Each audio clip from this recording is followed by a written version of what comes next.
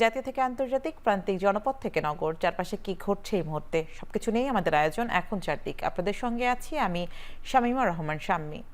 কিশোরী ধর্ষণের ঘটনায় বিক্ষোভ ও সহিংসতাকে কেন্দ্র করে পার্বত্য জেলা খাগড়াছড়িতে এখনও থমথমে পরিস্থিতি। মোড়ে মোড়ে সতর্ক অবস্থানে আইন শৃঙ্খলা বাহিনী। পাহাড়ে শান্তি শৃঙ্খলা স্বাভাবিক রাখতে 144 ধারা অব্যাহত রেখেছে প্রশাসন। টানা 5 দিন পর দুপুর 12টা থেকে ঢাকা চট্টগ্রাম রুটে অবরোধ শিথিলের ঘোষণা দেয় যুগ্ম ছাত্র জনতা। তবে সড়কে নেই যানবাহন, বিভিন্ন স্থানে চেকপোস্ট বসিয়েছে আইন শৃঙ্খলা বাহিনী। জরুরি প্রয়োজনে অনেকে বের হলেও রয়েছে চাপা আতঙ্ক। বন্ধ বেশিরভাগ ব্যবসা প্রতিষ্ঠান, স্কুল, কলেজ, অফিস, আদালত। বিশেষ করে গুইমারা, রামগড়, দীঘিনালা ও খাগড়াছড়ি শহরে সংঘর্ষের আশঙ্কায় অনেকে। এর আগে গত 23 সেপ্টেম্বর দীঘিনালায় মারমা তরুণী ধর্ষণের পর সমাবেশ ও অবরোধের ডাক দেয় যুগ্ম ছাত্র জনতা। ধীরে ধীরে উত্তপ্ত হয় পরিস্থিতি। এরপর গতকাল গুইমারা দুই পক্ষের সংঘর্ষে মারা যায় 3 জন। সংঘর্ষে আহত হয় সেনাবাহিনী, পুলিশ ও বিজিবির 16 সদস্য।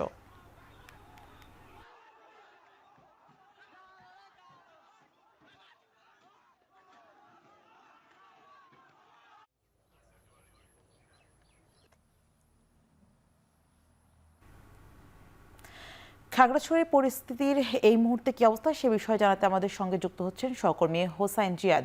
জিয়াদ, জানাবেন যে অবরোধ কিছুটা শিথিলে কোনো প্রভাব পড়েছে কিনা শহর ও এর আশপাশের এলাকায়?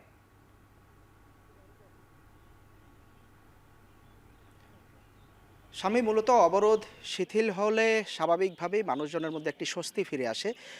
সেটি যদিও এসেছে, কিন্তু সবাই আসলে আশঙ্কা নিয়েই আছেন যে কোনো সময় আরও বড় ধরনের সংঘর্ষ হতে পারে। কারণ এই ধরনের একটি ঘটনা ঘটলে পুরো পার্বত্য জেলায় আসলে তার প্রভাব পড়ে। আমরা সকালবেলা যখন চট্টগ্রাম থেকে পুরো পথ জুড়ে এসেছি, পুরোটা পথেই শুধু দেখা গেল যে আমাদের গাড়িটি রয়েছে, আর দুই একটি গাড়ি আসা যাওয়া করছে। সবার চোখে মুখে আসলে স্পষ্ট এবং আতঙ্কের যে ছাপ সেটি স্পষ্ট। আমি এই মুহূর্তে আছি যে বাজারটি আসলে পুড়িয়ে দেওয়া হয়েছিল, সেই বাজারে, এই গুইমারার এই বাজারটি আসলে দীর্ঘদিন ধরে সম্প্রীতির সাথে যে বসবাস তার উদাহরণ হিসাবে আসলে ছিল। এই রাস্তার এক পাশে যে বসতঘর কিংবা দোকানপাটগুলো আপনি দেখছেন সেগুলো পাহাড়িদের, ঠিক তার রাস্তার উল্টো পাশে যে বসতঘর বা দোকানপাট সেটি আসলে ছিল বাঙালিদের। তারা যুগ যুগ ধরে এভাবেই বসবাস করে আসছিলেন। পাহাড়ের নিচের পাড়াটি পাহাড়িদের পাড়া, উপরে কিন্তু বাঙালিরা বসবাস করেন। এই দীর্ঘ সময় বসবাসের পর এটি আসলে একটি হিংসার বাজারে এই ঘটনার পর পরিণত হয়েছে। এবং তারা বলছিলেন যে এই আগুন আসলে রহস্যজনক, কারণ যেই ঘটনাটি ঘটেছে, মারমা তরুণী ধর্ষণের ঘটনা, সেটি এখান থেকে অন্তত 40 কিলোমিটার দূরের ঘটনা। তারা আসলে কল্পনাও করেননি সেই দূরের ঘটনাটি আসলে তাদের আয় উপার্জনের সব পথ কেড়ে নিবে, তাদের মাথা গোজার ঠাঁই কেড়ে নিবে। সব কিছু লণ্ডভণ্ড একেবারে নিঃশেষ হয়ে গিয়েছে। নিশ্চয়ই দেখতে পাচ্ছেন যে যানবাহন, মোটরসাইকেল থেকে শুরু করে একেবারে ঘরের যে আসবাবপত্রগুলো ছিল, রান্নার হাঁড়ি পাতিল থেকে শুরু করে তাদের ঘরের যে আসবাব, সব এখন শুধুমাত্র ছাইয়ে পরিণত হয়েছে। এবং এখানে যারা আছেন বাসিন্দা, সবাই কিন্তু ঘরের সামনে বসে অনেকে কান্নাকাটি করছেন। সহায় সম্বল হারিয়ে কি করবেন আসলে তারা ঠিক বুঝতে পারছেন না এই মুহূর্তে। অনেকে আতঙ্কে এই পাড়াগুলো ছেড়ে আত্মীয় স্বজনের বাসায় গিয়ে আশ্রয় নিয়েছেন। পাশের যে বাঙালি বসতঘর, সেখানেও বেশ কিছু বাঙালি বসতঘর পুড়ে গেছে একেবারে, এবং তারাও আতঙ্কে অন্য আত্মীয় স্বজনের যে বাড়িঘরগুলো রয়েছে সেই জায়গাগুলোতে অবস্থান নিয়েছেন। এবং সবাই বলছিলেন যে সামনে তারা আসলে কিভাবে আয় উপার্জনের পথ খুঁজবেন, কিভাবে এই বসতঘর আসলে আবারও তৈরি করবেন, তাদের মধ্যে আসলে যে দীর্ঘ সম্প্রীতির বন্ধনটুকু ছিল সেটি আবার কি করে ফেরত আসবে, এটি আসলে এখানকার বাসিন্দারা কোনোভাবেই বুঝতে পারছেন না। আর যেহেতু 144 ধারা কিছুটা শিথিল করা হয়েছে, এখানে যারা পর্যটক বা যাত্রী ছিলেন তারা অনেকটা আইনশৃঙ্খলা বাহিনীর সহায়তায় তারা পাড়ি দিয়েছেন। রাস্তায় রাস্তায় সেনাবাহিনী থেকে শুরু করে বিজিবি, আইনশৃঙ্খলা রক্ষাকারী বাহিনী কড়া অবস্থান আসলে সব জায়গায় নিয়েছেন। এবং এখানে যারা বাসিন্দা আছেন তারা আশা করছেন যে এখানকার যে চলমান সংঘাত সেটির অবসান ঘটবে এবং সবাই শান্তিপূর্ণভাবে হয়তো আবারও বসবাস শুরু করতে পারবেন। শাম্মী। খাগড়াছড়িতে এক কিশোরীকে ধর্ষণের ঘটনাকে কেন্দ্র করে যে পরিস্থিতি তৈরি হয়েছে সে বিষয়ে আমাদেরকে জানাচ্ছিলেন সহকর্মী হোসাইন জিয়াদ। ভারত ও পতিত ফ্যাসিবাদীদের মদদে খাগড়াছড়িতে অস্থিতিশীলতা তৈরি হয়েছে বলে মন্তব্য করেছেন স্বরাষ্ট্র উপদেষ্টা জাহাঙ্গীর আলম চৌধুরী। সকালে মেট্রোপলিটন পুলিশের 5টি থানার প্রশাসনিক ও ব্যারাক ভবন নির্মাণ কাজের ভিত্তি ফলক উন্মোচন শেষে উপদেষ্টা বলেন, যে কোনো অপশক্তিকে দমন করতে আইন শৃঙ্খলা বাহিনী প্রস্তুত রয়েছে। জনদুর্ভোগ নিরসন, পুলিশি সেবা মানুষের দোরগোড়ায় পৌঁছে দেয়া ও থানার সেবার মান আরও উন্নত ও আধুনিক করার লক্ষ্যে রাজধানীর প্রতিটি থানা নিজস্ব ভবনে হস্তান্তর করা হবে বলেও জানান স্বরাষ্ট্র উপদেষ্টা। সেজন্য প্রয়োজনীয় অর্থ সংস্থানের চেষ্টা চলছে। 5টি থানার মধ্যে রয়েছে আদাবর, কদমতলী, ভাসানটেক, রমনা ও রামপুরা থানা।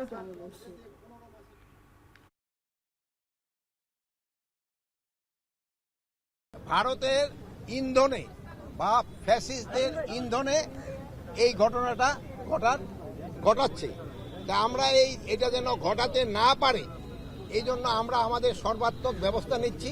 কিছু সন্ত্রাসী পাহাড়ের উপরে থেকে তারা ফায়ার করছে এবং এই হাতিয়ারগুলি অনেক সময় বাইরে থেকে আসে। গতকাল থেকে কিন্তু আমাদের একটা বড় ধর্মীয় উৎসব শুরু হয়ে গেছে।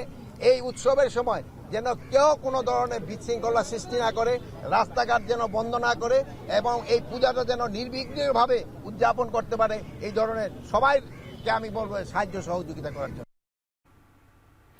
পাহাড়ে সেই পুরনো খেলা শুরু হয়েছে বলে মন্তব্য করেছেন বিএনপির স্থায়ী কমিটির সদস্য হাফিজ উদ্দিন আহমেদ। সাবেক প্রেসিডেন্ট জিয়াউর রহমান পাহাড়ে জনসংখ্যার ভারসাম্য রক্ষার মাধ্যমে অখণ্ডতা রক্ষা করেছিলেন বলেও দাবি করেন তিনি। সকালে জাতীয় প্রেস ক্লাবে জাতীয়তাবাদী মুক্তিযোদ্ধা দলের এক সভায় তিনি এই মন্তব্য করেন। শতাধিক ব্যক্তি নিয়ে জাতিসংঘ অধিবেশনে প্রধান উপদেষ্টার যোগদানকে অর্থের অপচয় বলেও মন্তব্য করেন তিনি। হিল ট্র্যাক্সে আবার শুরু হয়েছে পুরানো খেলা। এই চট্টগ্রাম হিল ট্র্যাক্স ইতিমধ্যে সেখানে ভারতীয় পতাকা উঠত বহু বছর আগে থেকেই। কেবলমাত্র শহীদ রাষ্ট্রপতি জিয়াউর রহমান তিনি সেখানে বাঙালিদেরকে পাহাড়ি এলাকায় পুনর্বাসিত হওয়ার কামলে জনসংখ্যার মধ্যে একটা ব্যালেন্স এসেছে, যার জন্য এখন আর তারা ভারতের পক্ষে স্বাধীনতা ঘোষণা করতে পারছে না। পাহাড়ে অশান্তি কোনো বিচ্ছিন্ন ঘটনা নয়, এর পেছনে কোনো মাস্টার প্ল্যান থাকতে পারে বলে মনে করেন বিএনপির সিনিয়র যুগ্ম মহাসচিব রুহুল কবির রিজভী। দুপুরে নয়াপল্টনে বিএনপির কেন্দ্রীয় কার্যালয়ে সমসাময়িক বিষয়ে সাংবাদিকদের সাথে মতবিনিময়কালে কথা বলেন তিনি। 5 আগস্টের গণ অভ্যুত্থানের পর প্রশাসনের গুরুত্বপূর্ণ পর্যায়ে জামাত শিবিরের কর্মীদের বসানো হয়েছে আর বিএনপি পন্থীদের অগুরুত্বপূর্ণ জায়গায় ফেলে রাখা হয়েছে বলে অভিযোগ করেন তিনি। এমন পরিস্থিতিতে অবাধ সুষ্ঠু নির্বাচন নিয়ে শঙ্কা জানান রিজভী। এছাড়া দুর্গোৎসব ঘিরে দেশি বিদেশি নানা অপতৎপরতা চলছে মন্তব্য করে সবাইকে সতর্ক থাকার আহ্বান জানান বিএনপির এই নেতা। পাহাড়ে আমরা অশান্তির কিছু কিছু দেখতে পাচ্ছি, ঘটনা দেখতে পাচ্ছি। হঠাৎ করে এই সমস্ত বিষয়গুলো মানুষকে নানাভাবেই ভাবিয়ে তুলছে, মানুষকে উদ্বেগ উৎকণ্ঠিত করছে। এই সময়ে কেন এই ধরনের পরিস্থিতি তৈরি হচ্ছে? প্রতিটি ঘটনার সাথে কোনো চক্র জড়িত আছে। যে ধরনের কোনো মাস্টার প্ল্যান থেকে থাকে, অশুভ পরিকল্পনা থেকে থাকে, আমাদের প্রত্যেককে সেটি ব্যর্থ করতে হবে, সেটি নস্যাৎ করতে হবে। আগামী জাতীয় সংসদ নির্বাচনে 150 জন পর্যবেক্ষক পাঠাতে চায় ইউরোপীয় ইউনিয়ন। এজন্য ইইউ ও নির্বাচন কমিশনের মধ্যে একটি সমঝোতা স্বাক্ষরিত হবে। দুপুরে নির্বাচন ভবনে ইইউ এর প্রাক নির্বাচনী বিশেষজ্ঞ দলের প্রতিনিধিদের সঙ্গে বৈঠক শেষে এই তথ্য জানান ইসির সিনিয়র সচিব আক্তার আহমেদ। তিনি বলেন, তফসিল ঘোষণার পর থেকে বিভিন্ন সময়ে আলাদাভাবে ভাগ হয়ে ইসির কার্যক্রম পর্যবেক্ষণ করবেন তারা। একই দিন সকালে ফেব্রুয়ারিতে জাতীয় সংসদ নির্বাচন বিষয়ে সিইসির সঙ্গে ফলপ্রসূ আলোচনার কথা জানান বাংলাদেশে নিযুক্ত ব্রিটিশ হাইকমিশনার সারা কুক। নির্বাচন ঘিরে ইসির চলমান কার্যক্রমকে স্বাগত জানিয়ে নির্বাচনে তিনি বলেন, পোলিং এজেন্টদের প্রশিক্ষণ, ভোটার এডুকেশন সহ নির্বাচনের আনুষঙ্গিক বিষয়ে সহায়তা করতে প্রস্তুত British high commission.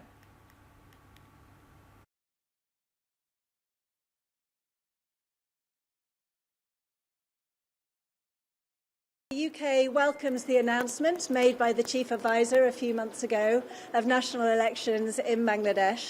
And today's meeting with the Election Commissioner, we had a very good discussion, and I reaffirmed the UK's support for free, fair, credible and peaceful elections here in Bangladesh next year. আমরা নতুন ভোটারদের নিতে চাই ভোটের schedule ঘোষণার আগে আমাদের voter তালিকা ফর্ম কনফার্ম করতে হয় ইত্যাদি ইত্যাদি। তো এটা এখন আমরা ওনাদের অবজারভেশন আমাদের সাথে এবং ফার্দার ক্লারিফিকেশন নিয়ে ওনারা আজকে ফিরে যাচ্ছেন, কালকে ফিরে যাবেন এবং যাওয়ার পরে ওনারা বোধহয় একটা প্রতিবেদন পাঠাবেন। এই তো বছরে আমাদেরকে ওনারা এমওইউ এর একটা ড্রাফট দিয়ে গেছেন। নিজেদের মধ্যে বিভ্রান্তি তৈরি হলে ফ্যাসিবাদ ফিরে আসবে, তাই নিজেদের মধ্যে বিভ্রান্তি দূর করতে হবে বলে মন্তব্য করেছেন বিএনপি চেয়ারপারসনের উপদেষ্টা আব্দুস সালাম। সোমবার জাতীয় প্রেস ক্লাবে বিপ্লবী ওয়ার্কার্স পার্টির আয়োজিত আলোচনা সভায় তিনি এসব কথা বলেন। এ সময় তিনি বলেন, নির্বাচন না হলে দেশে অন্ধকারের দিকে এগিয়ে যাবে, তাই দ্রুত দেশে জনগণের নির্বাচিত প্রতিনিধি দরকার। এ সময় বিদ্যুৎ বিভাগের অনিয়মের বিরুদ্ধে বিদ্যুৎ গ্রাহক ও সেচ পাম্প মালিক সমিতির প্রিপেইড মিটার সংযোগ বন্ধ, ডিমান্ড চার্জ ও মিটার ভাড়া বাতিল সহ 5 দফা দাবির সাথে একমত প্রকাশ করেন বিএনপির এই নেতা। বলেন, এই দাবি জনগণের দাবি, জনগণের সরকারের পক্ষেই এই দাবি পূরণ করা সম্ভব।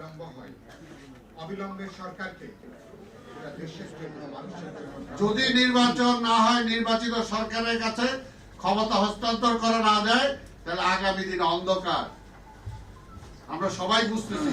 তারপরে যখন আমরা নির্বাচনের কথা বলি, আবার পিআর সিস্টেম না উক সিস্টেম, আরে ভাই এগুলো তো আগে ছিল না। আপনারা তো আগে বলেন না এগুলো, 5ই আগস্টের পরেও বলেন নাই, সংস্কার কমিশনের এজেন্ডাতেও নাই। মহাসপ্তমীতে দুর্গা ভক্তরা দেবীর আরাধনায় রাজধানীর বিভিন্ন পূজা মণ্ডপগুলোতে ভিড় জমান। তিথি অনুযায়ী সকালে শুরু হয় মহাসপ্তমীর আনুষ্ঠানিকতা। একটি কলা গাছ গঙ্গার জলে স্নান করিয়ে নববধূর মতো নতুন শাড়ি পরিয়ে দেবীকে কল্পনা করা হয় 9টি রূপে। আর এরই মধ্যে দিয়ে প্রকৃতির সঙ্গে দেবীর এক চিরন্তন সম্পর্ক স্থাপন হয়।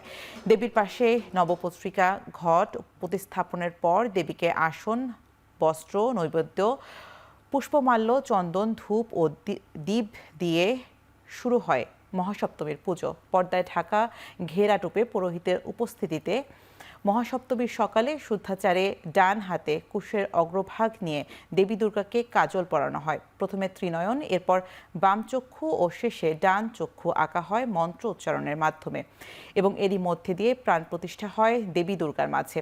লেরিহান মুদ্রার মোট 108 বার বীজমন্ত্র জপ করা হয়। সবশেষ দেবীকে অঞ্জলি দেয় ভক্তরা। লক্ষ্মী, সরস্বতী, গণেশ ও কার্তিককে নিয়ে সপরিবারে বাবার বাড়িতে এসেছেন মা দুর্গা। দশমী অবধি থাকবেন ভক্তদের মাঝে।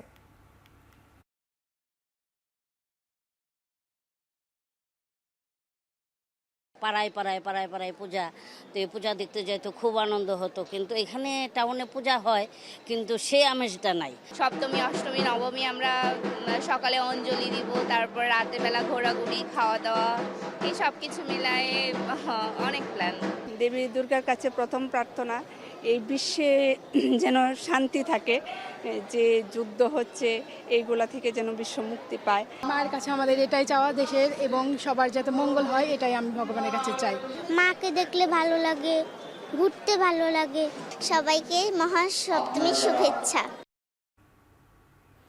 মহাসপ্তমীর আনুষ্ঠানিকতা জানাতে ঢাকেশ্বরী মন্দির থেকে আমাদের সঙ্গে যুক্ত হচ্ছেন সহকর্মী বায়েজিদ সাদ।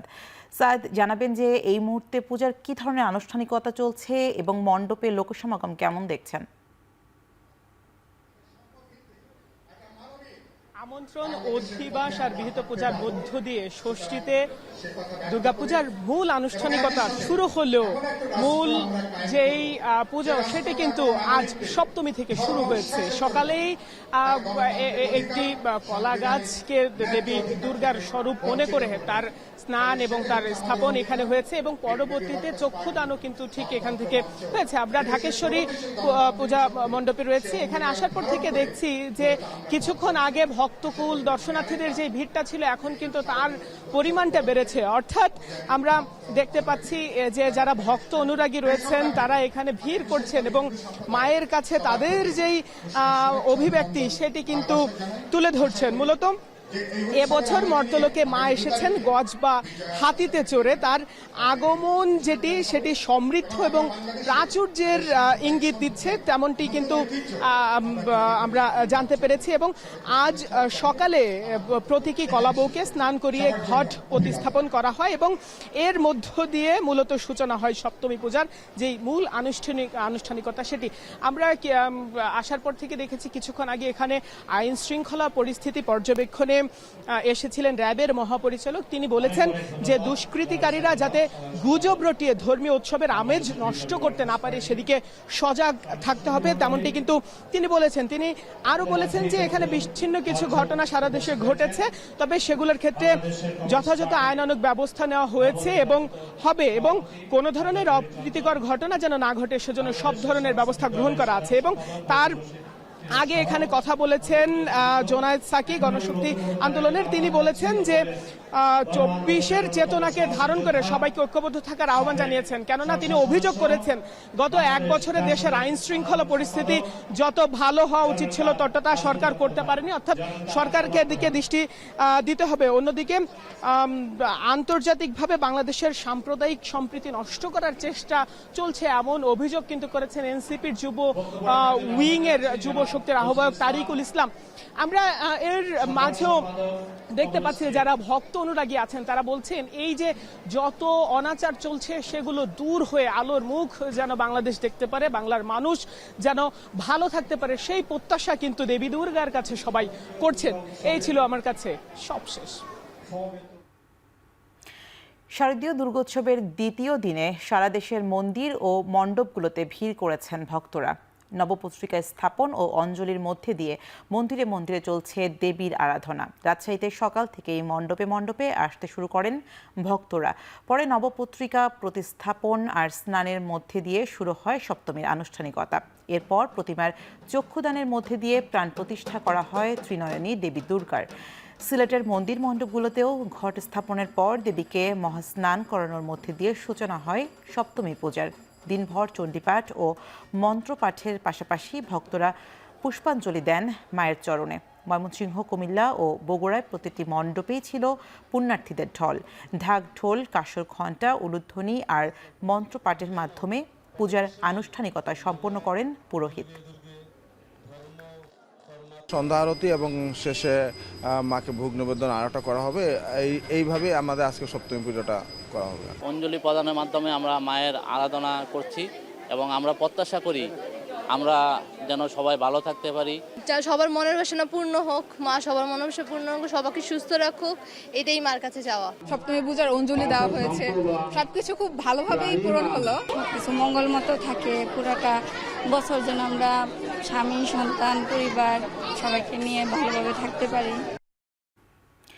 এদিকে দুর্গাপূজার সপ্তমীতে ঢাকের আওয়াজ, শঙ্খধ্বনি আর উলুধ্বনিতে মুখর হয়ে উঠেছে বরিশালের মণ্ডপগুলো। একই আয়োজন রয়েছে খুলনাতেও। এসব বিষয়ে আমরা জানতে চাই।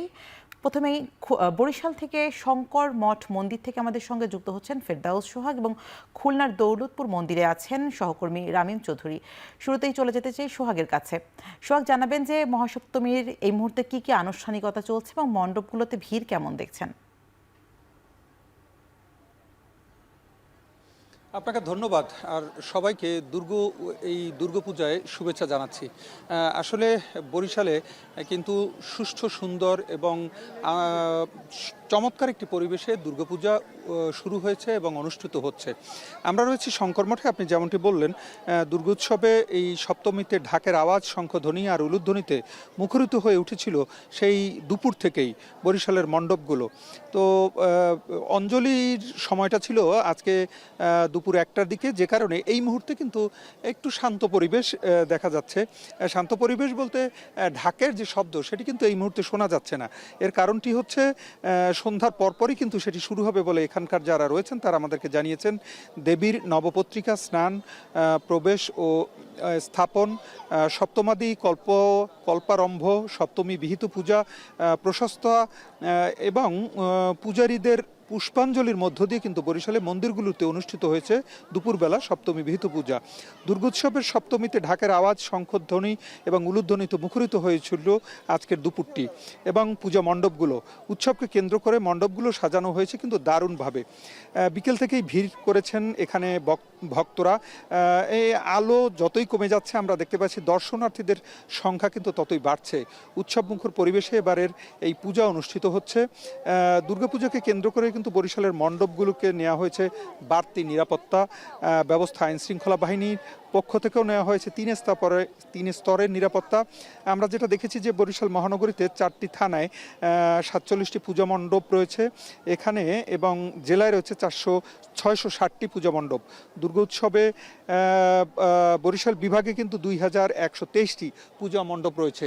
আর একটু জানিয়ে রাখি, এই পূজা মণ্ডপকে কেন্দ্র করে কিন্তু আজকে বরিশালে আমরা যেটা দেখতে পেয়েছি, এই শঙ্কর মঠে প্রায় অর্ধশতাধিক স্টল রয়েছে। এখানে যারা দর্শনার্থী আসছেন তারাও এখানে ঘুরছেন, মজা করছেন, দেখছেন, এবং তাদের যারা এখানকার পূজার্থী আছেন, দর্শনার্থী আছেন, তারা কিন্তু দেখছেন, ঘুরছেন, আনন্দ করছেন। এতটুকুই ছিল বরিশালে যে পূজা মণ্ডপে যে পূজা হচ্ছে তার সবশেষ খবর। রামিম, আমরা খুলনায় এতক্ষণ দেখছিলাম মহাসপ্তমীতে বিভিন্ন ধরনের আয়োজন চলছে। এই মুহূর্তে খুলনায় কি ধরনের আয়োজন চলছে আর কি ধরনের আচার অনুষ্ঠান চলছে আপনার কাছে জানতে চাই। স্বামী, এই মহাসপ্তমী উপলক্ষে কিন্তু খুলনার যে মন্দিরগুলো রয়েছে সেখানে সকাল থেকেই নানা রকম আয়োজন ছিল। বিভিন্ন রকম পূজা, বিহিত পূজা, কল্পারম্ভ থেকে শুরু করে নানা রকম আয়োজন শেষে কিন্তু এখন কিন্তু মন্দিরের যে পরিবেশগুলো রয়েছে সেটি কিন্তু বেশ শান্ত রয়েছে। তার কারণ হচ্ছে যে সকাল ভোর থেকেই কিন্তু কল্পারম্ভ পূজা এবং বিহিত পূজা শুরু হয়েছে, এবং পূজার পরে কিন্তু পূজা কিন্তু 11টা পর্যন্ত পূজা হয়েছে, এবং পূজার পরে কিন্তু আস্তে আস্তে কিন্তু প্রার্থনা হয়েছে এবং অঞ্জলি প্রদান করা হয়েছে। তারপরে পূজা মণ্ডপগুলো কিন্তু ভক্ত অনুরাগীরা আসছিলেন, এসে কিন্তু তারা চলেও গেছেন। বিষয়টা হচ্ছে যে দুপুর পর্যন্ত কিন্তু পূজা মণ্ডপগুলোতে বেশ ভিড় ছিল, পরে দুপুরের পরে কিন্তু আস্তে আস্তে ভিড় কমে গেছে। তবে পূজা মণ্ডপগুলোতে যে দর্শনার্থীরা রয়েছেন, ভক্তরা রয়েছেন, তারা কিন্তু আস্তে আস্তে আসছেন, মণ্ডপগুলো পরিদর্শন করছেন, চলে যাচ্ছেন। যেহেতু বিকালের পরে কিন্তু কোনো পুজো নেই, শুধুমাত্র প্রার্থনা রয়েছে, এবং সন্ধ্যার পরে কিন্তু সন্ধ্যা অঞ্জলি রয়েছে। তারপরে কিন্তু পূজা, আজকে সপ্তমীর যে পূজার যে আনুষ্ঠানিকতা সেটি কিন্তু শেষ। এখন শুধুমাত্র দর্শনার্থীরা আসছেন, দেবী দুর্গার কাছে প্রার্থনা করছেন, এবং তারা কিন্তু মণ্ডপগুলো পরিদর্শন করছেন। খুলনার জেলাতে মোট 920টি পূজা মণ্ডপ রয়েছে, দুঃখিত 980টি পূজা মণ্ডপ রয়েছে, এবং এর মধ্যে কিন্তু খুলনা নগরীতে রয়েছে 120টি। সব পূজা মণ্ডপে কিন্তু এই পূজাকে কেন্দ্র করে বেশ নিরাপত্তা ব্যবস্থা জোরদার করা হয়েছে, এবং এই নিরাপত্তা ব্যবস্থাকে ঘিরে কিন্তু গতকালকেও আমরা দেখেছি যে নৌবাহিনী সহ বিভিন্ন বাহিনীর যারা সদস্যরা রয়েছেন তারা কিন্তু টহল দিচ্ছেন, বিভিন্ন মন্দির পরিদর্শন করছেন। সব মিলিয়ে বলে চলে যে খুলনার যে পূজা মণ্ডপগুলো রয়েছে, পূজা উদযাপন কমিটির যারা রয়েছেন তারা সকলে কিন্তু বেশ সন্তোষ প্রকাশ করেছেন যে পূজা মণ্ডপগুলোতে এবার নিরাপত্তা ব্যবস্থাও বেশ জোরদার রয়েছে। এর পাশাপাশি অন্যান্য কিন্তু কোনো সমস্যা নেই, সে কারণে বেশ সুন্দরভাবেই কিন্তু পূজার যে আয়োজনগুলো সেগুলো কিন্তু খুব ভালোভাবেই হচ্ছে। এখানে আমরা যতদূর জানতে পেরেছি যে খুলনার যে কয়টি পূজা মণ্ডপগুলো রয়েছে প্রত্যেকটি পূজা মণ্ডপেই কিন্তু আয়োজন রয়েছে, বেশ ভালো আয়োজন রয়েছে, এবং পূজা মণ্ডপগুলো দারুণভাবে সাজানো হয়েছে। গত কয়েক বছরের তুলনায় এবছর কিন্তু আলোকসজ্জার পরিমাণও কিন্তু অনেকটা বাড়িয়ে দেওয়া হয়েছে খুলনার পূজা মণ্ডপগুলোতে। সব মিলিয়ে বললে চলে যে খুব আনন্দের সাথে এবং উচ্ছ্বাসের সাথে কিন্তু হিন্দু ধর্মাবলম্বীদের সবথেকে বড় অনুষ্ঠান দুর্গাপূজা সেটি পালন করা হচ্ছে। সপ্তমীর প্রায় শেষ পর্যায়ে, সপ্তমীর আজকের যে দিনটি সেটি কিন্তু খুব ভালোভাবেই পালন করছে হিন্দু ধর্মাবলম্বীরা। তো এই ছিল আমার কাছে সব মিলিয়ে সাম্মি খুলনা থেকে দুর্গাপূজার সবশেষ খবর। খুলনা ও বরিশাল থেকে সপ্তমীর আয়োজন নিয়ে আমাদেরকে জানাচ্ছিলেন সহকর্মীরা। চট্টগ্রামে শান্তিপূর্ণভাবে দুর্গাপূজা উদযাপনে সম্ভাব্য সব ব্যবস্থা নিয়েছে বাংলাদেশ নৌবাহিনী। এরই অংশ হিসেবে বিকেলে একতা গোষ্ঠী সার্বজনীন পূজা মণ্ডপ পরিদর্শন করেন চট্টগ্রাম নৌ অঞ্চলের রিয়ার অ্যাডমিরাল মইনুল হাসান। এ সময় তিনি প্রধান পুরোহিত, আয়োজক কমিটি ও ভক্তদের সাথে পূজার শুভেচ্ছা বিনিময় করেন এবং মাঠ পর্যায়ে নিরাপত্তা প্রস্তুতি পরিদর্শন করেন। নৌবাহিনী জানায়, পূজার সময় সারা দেশে সার্বক্ষণিক টহল কার্যক্রম চালানো হচ্ছে। পাশাপাশি স্থানীয় প্রশাসন, পুলিশ, র্যাব ও সেনাবাহিনীর সঙ্গে দায়িত্ব পালন করছেন তারা। বসানো হয়েছে কোঅর্ডিনেশন ও মনিটরিং সেল। এদিকে নারী ও শিশুদের নিরাপত্তায় বিশেষ গুরুত্ব ও জরুরি প্রয়োজনে বিশেষ অভিযানিক টিম গঠন করা হয়েছে। এছাড়া দায়িত্বপ্রাপ্ত এলাকাসমূহে পূজা চলাকালীন সার্বক্ষণিক নৌবাহিনীর নিরাপত্তা জোরদার করা হয়েছে।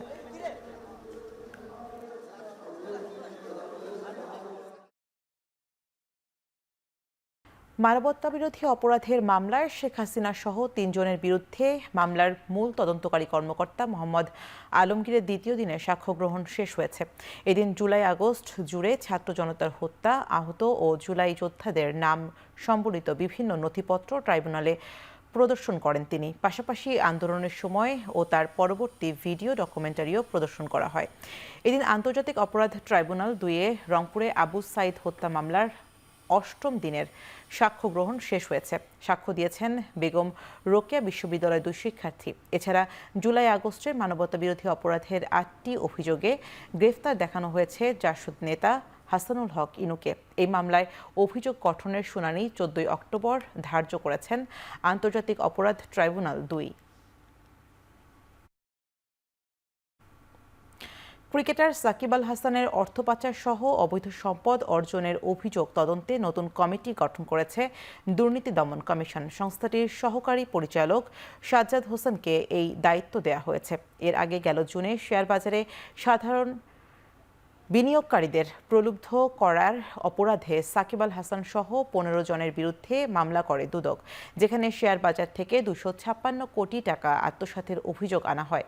এবার সেই মামলার তদন্তের সাথে অবৈধ সম্পদ অর্জন ও মানি লন্ডারিংয়ের অভিযোগ খতিয়ে দেখবে সংশ্লিষ্ট তদন্তকারী কর্মকর্তা। এর আগে বিএফআইআইইউ এর সহ বিভিন্ন দফতর থেকে সাকিব আল হাসানের দুর্নীতির তথ্য পেতে চিঠি দেয় দুদক।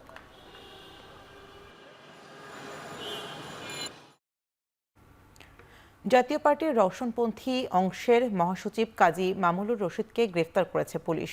রোববার রাতে রাজধানীর হোটেল ওয়েস্টিনের সামনে থেকে তাকে গ্রেফতার করে ঢাকা মহানগর গোয়েন্দা পুলিশ।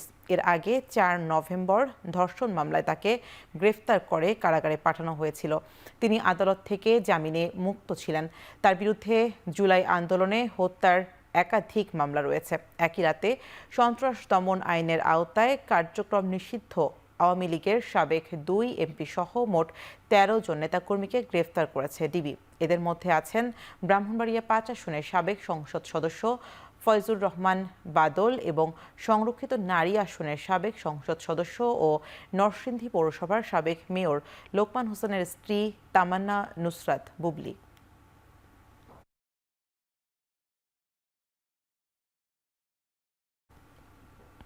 নারায়ণগঞ্জে চাঁদাবাজির অভিযোগে গণপিটুনিতে এক ইউপি সদস্য নিহত হয়েছে। সকালে আড়াইহাজার উপজেলার বালিয়াপাড়া এলাকায় এই ঘটনা ঘটে। স্থানীয়রা জানায়, ব্রাহ্মণদী ইউনিয়নের 3 নম্বর ওয়ার্ড সদস্য সোহেল ও তার 3 সহযোগী একটি পরিবারকে জিম্মি করে টাকা দাবি করেন। এই খবর ছড়িয়ে পড়লে বিক্ষুব্ধ এলাকাবাসী তাদের ধাওয়া দেয়। এ সময় 3 সহযোগী পালিয়ে গেলেও সোহেলকে ধরে গণপিটুনি দেয় এলাকাবাসী। এতে ঘটনাস্থলে নিহত হন সে। খবর পেয়ে পুলিশ ঘটনাস্থলে পৌঁছে পরিস্থিতি নিয়ন্ত্রণে আনে। নিহতের মরদেহ উদ্ধার করে নারায়ণগঞ্জ জেনারেল হাসপাতালের মর্গে পাঠানো হয়েছে। আগামী 4 অক্টোবর থেকে 25 অক্টোবর পর্যন্ত 22 দিন দেশের অভ্যন্তরীণ ও সমুদ্র উপকূলে ইলিশ মাছ ধরা, পরিবহন, মজুদ, বাজারজাতকরণ ও বিক্রি সম্পূর্ণ নিষিদ্ধ থাকবে বলে জানিয়েছেন মৎস্য ও প্রাণী সম্পদ উপদেষ্টা ফরিদা আক্তার। সকালে সচিবালয়ে ইলিশের প্রধান প্রজনন মৌসুমে মা ইলিশ সংরক্ষণ অভিযান নিয়ে সংবাদ সম্মেলনে কথা বলেন তিনি। 4 অক্টোবর থেকে 25 অক্টোবর 22 দিন পর্যন্ত মা ইলিশ রক্ষায় বিশেষ অভিযান পরিচালনা করা হবে। আশ্বিনী পূর্ণিমার পূর্বের 4 দিন এবং অমাবস্যার পরের 3 দিনকে অন্তর্ভুক্ত করে মোট 22 দিন এই অভিযান চলবে। বাংলাদেশ মৎস্য গবেষণা প্রতিষ্ঠান, বিএফআরআই এবং অন্যান্য সংশ্লিষ্ট সংস্থা, বিশেষ করে মৎস্যজীবীদের মতামত অনুযায়ী এই সময়সীমা নির্ধারণ করা হয়েছে। যানজটমুক্ত নগরী গড়ার লক্ষ্যে ট্রাফিক ব্যবস্থার আধুনিকায়ন ও অনুমোদনহীন যান চলাচল বন্ধের দাবিতে মানববন্ধন করেছে ঢাকা 10 সংসদীয় আসনের বিএনপি ও অঙ্গ সংগঠনের নেতাকর্মীরা। সকাল 10টায় ধানমন্ডি 15 নম্বর রোড সংলগ্ন আলমাস সুপার শপের সামনে এই মানববন্ধন অনুষ্ঠিত হয়। এ সময় উপস্থিত ছিলেন বিএনপির আন্তর্জাতিক বিষয়ক সম্পাদক ব্যারিস্টার নাসির উদ্দিন আহমেদ অসীম।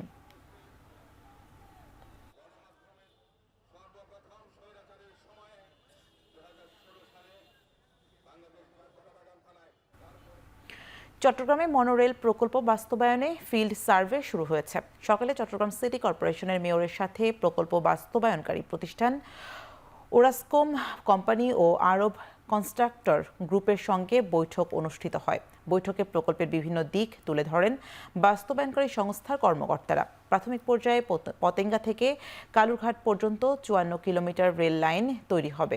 পুরো নগরী ঘিরে বিস্তৃত আধুনিক প্রযুক্তির এই প্রকল্প বাস্তবায়নে 25,000 কোটি টাকা ব্যয় ধরা হয়েছে। পুরো প্রকল্প বাস্তবায়নের সময় লাগবে 5 বছর। মনোরেল চালু হলে প্রতিদিন 8 জোড়া ট্রেন 35,000 যাত্রী যাতায়াত করতে পারবেন। জার্মান ও মিশরের জয়েন্ট ভেঞ্চার কোম্পানি ওরাসকম এবং আরব কনস্ট্রাক্টর গ্রুপের এই প্রকল্পের অর্থায়ন করবে। প্রকল্পের রক্ষণাবেক্ষণের দায়িত্বেও থাকবে বাস্তবায়নকারী সংস্থা। প্রকল্পটি বাস্তবায়ন হলে নগরীর যানজট নিরসন ও পরিবেশ দূষণ রোধের পাশাপাশি কম সময়ে যাতায়াত করতে পারবেন নগরবাসী। আনুষ্ঠানিকভাবে আমাদের কাজ শুরু করা হচ্ছে। চট্টগ্রাম একটি কমার্শিয়াল হাব, একটা বাণিজ্যিক নগরী, বাণিজ্যিক রাজধানী, যেটি আমরা ফিল করি, আমরা বিলিভ করি। সো এটাকে আপনার ইমপ্লিমেন্ট করার জন্য দিস ইজ ভেরি ইম্পর্টেন্ট। এখানে একটা ডেপো লাগবে, ট্রেনগুলো রাত্রে থাকবে, ওখানে ওয়ার্কশপ থাকবে, তাদের অফিস থাকবে, একটা জায়গা সিটি কর্পোরেশন ইয়ারমার্ক করে দেবে। আর বাকি স্টেশনগুলোর জন্য কোথায় কোথায় স্টেশনগুলো হবে সেইগুলো এগুলো দেওয়ার পরে 4 থেকে 5 বছর সময় লাগবে। এখন চারদিকে নিচ্ছে আরও একটি ছোট্ট বিরতি, ফিরছি একটু পরেই।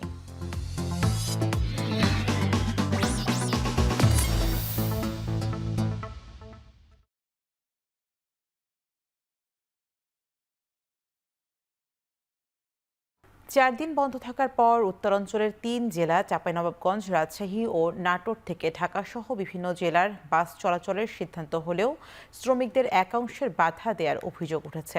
তারা বলছেন দাবি পূরণের বিষয়ে লিখিত না পাওয়া পর্যন্ত গাড়ি চালাবেন না তারা। এর আগে মালিকপক্ষ শ্রমিকদের মজুরি বৃদ্ধির দাবি মেনে নেয় দূরপাল্লার বাস চলাচল শুরু হয়। তবে তাৎক্ষণিক এই সিদ্ধান্ত প্রত্যাখ্যান করে রাজশাহীর শ্রমিকরা। এর আগে ঢাকার গাবতলীতে Bangladesh bus truck owners association, শ্রমিক ফেডারেশন, ঢাকা জেলা যানবাহন সমিতি, রাজশাহী শ্রমিক ইউনিয়ন, চাঁপাইনবাবগঞ্জ এবং নাটোর শ্রমিক ইউনিয়নের নেতারা বৈঠকে বসেন। সেখানে উত্তরাঞ্চলের 3 জেলায় বাস শ্রমিকদের মজুরি বাড়ানোর দাবি নিয়ে আলোচনা হয়। এ সময় বাস মালিক শ্রমিক মজুরি বাড়ানোর বিষয়ে সহমত প্রকাশ করে।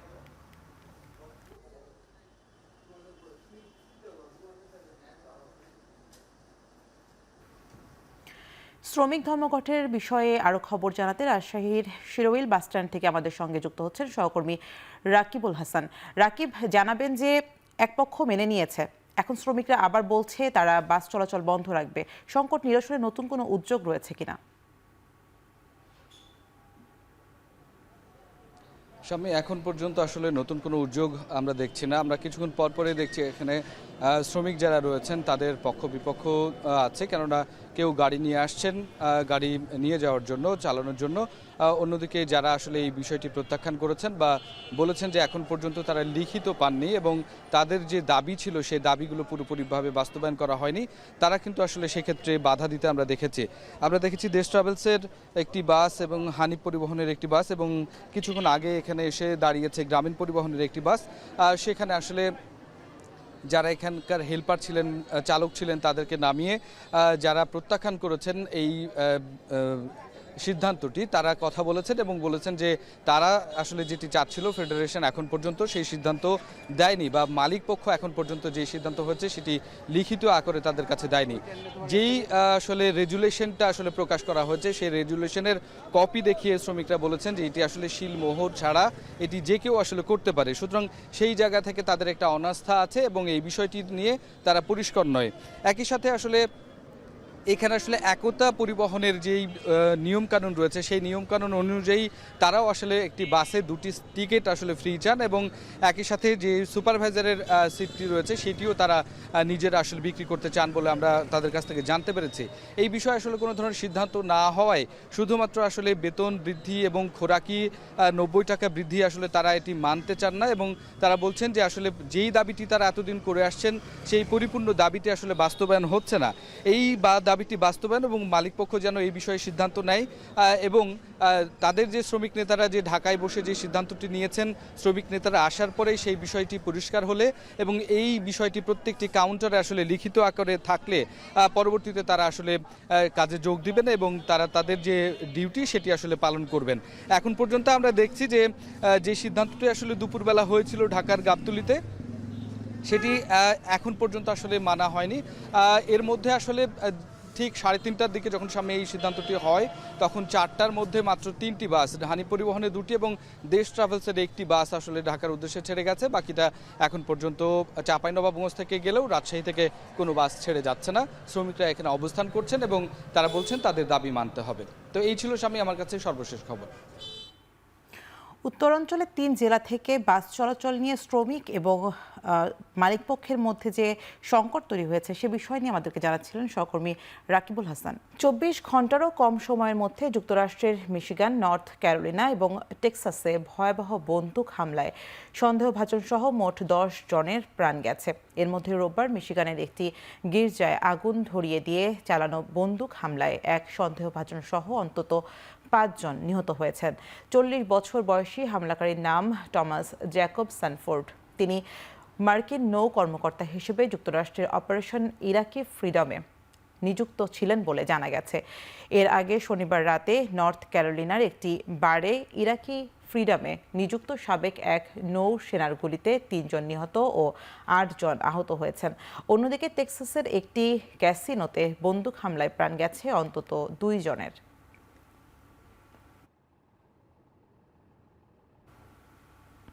তামিলনাড়ুর র্যালিতে পদদোলনের ঘটনায় ভারতের কেন্দ্রীয় গোয়েন্দা বিভাগ সিবিআই তদন্তের জন্য আদালতে আবেদন করেছে থালাপতি বিজয়ের রাজনৈতিক দল টিভিকে। আগামী শুক্রবার এর শুনানি হবে বলে জানিয়েছে টিভিকের আইনজীবী।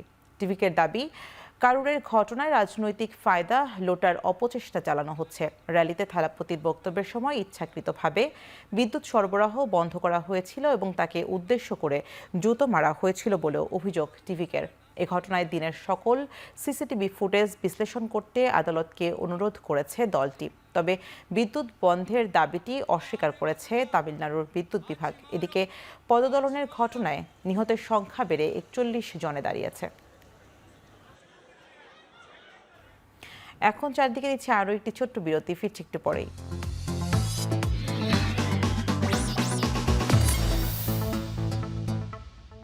বিসিবি নির্বাচনের জন্য জমা পড়েছে 51টি মনোনয়নের 58টি বৈধ ঘোষণা করেছে, 48টি বৈধ ঘোষণা করা হয়েছে।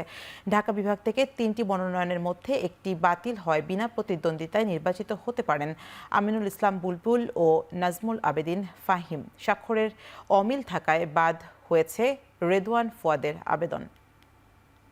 51টি মনোনয়নপত্র জমা পড়েছিল 60টির মধ্যে থেকে, সেই 51টি আমরা বাছাই করেছি এবং বাছাই করে আমরা 48টি মনোনয়নপত্র বৈধ বলে পেয়েছি।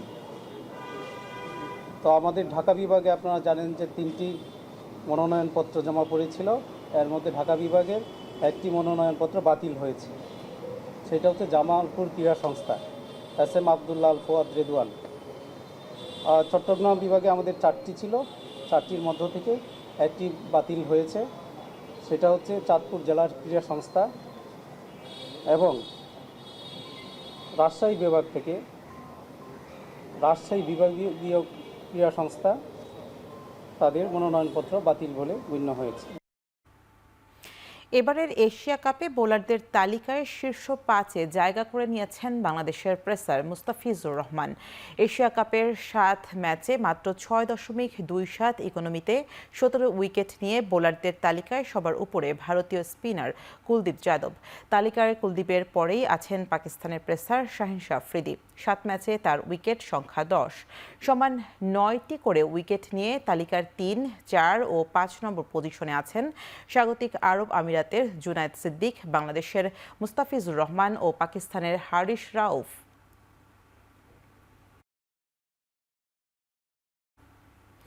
শেষ করছি এখন চারদিকের আয়োজন। এখন টেলিভিশন ওয়েবসাইটে দেখতে ভিজিট করুন www.ekon.tv, ফেসবুকে দেখতে ভিজিট করুন facebook.com/tv.ekon এবং ইউটিউবে দেখতে ভিজিট করুন youtube.com/c/ekontv।